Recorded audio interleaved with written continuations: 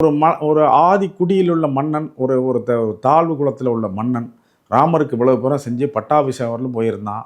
அயோத்தியில் வந்து 3 நாள் அவரோட இருந்தான் அப்படிங்கிறத வந்து அதை அவங்க சொல்ல விரும்பலை. தாழ்ந்த குலம்ன்றது ஆமாம், அவங்க மலை மலை பழங்குடியினர் தானே. இது உங்களோட ஆமா, கற்பனை இல்லைம்மா, கற்பனை இல்லைம்மா. சமஸ்கிருதத்தில் வேத நெறிகள் வந்த உடனே நமக்கு வர்ணம் வந்துடுது. வர்ணம் வந்த பிற்பாடு ஆரியர்களுடைய ஒரு ஆளுமைக்கு நம்ம உள்ளே வந்துட்டோம்.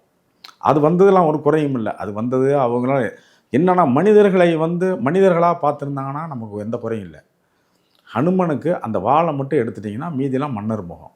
அவர் ட்ரெஸ்ஸை பாருங்கள், அவருடைய எல்லா இதுவும் பார்த்தீங்கன்னா ராமருக்கு என்ன அந்தஸ்தோ அதே மாதிரி ஒரு சின்ன மன்னருக்கு உள்ள அந்தஸ்து. அந்த சார் பஞ்சபூதங்கள்ல வாயுவோட புத்திரனா தான் சார் வந்து அனுமனை பார்க்கறது. அப்ப அனுமன் உண்மையாவே அந்த ராஜா குவாலிட்டிஸ் இருக்கிறதுல எந்த ஒரு பெரிய ஒரு சர்ப்ரைஸுமே இல்லையே சார். உங்களால ஏன் சார் அப்படி பார்க்க முடியல? உடனே அவரை வந்து நாங்க வாயுங்கிறவர் எங்க இருந்தாரு, அவர் எந்த ஊர்ல ஆண்டாரு, இல்ல அவர் என்னவா இருந்தாரு, அவருடைய வாயு புத்திரன்கிறீங்க, வாயு எந்த ஊர்ல இருந்தாரு? அது ஒரு இது வேணும். ஒரு மனித குலத்தை இவனும் மனிதன் இல்லை, ஒரு குரங்கு. அப்போ இவருக்கு புத்திரன்னா அவங்க அப்பா வந்து எங்க இருந்தார்?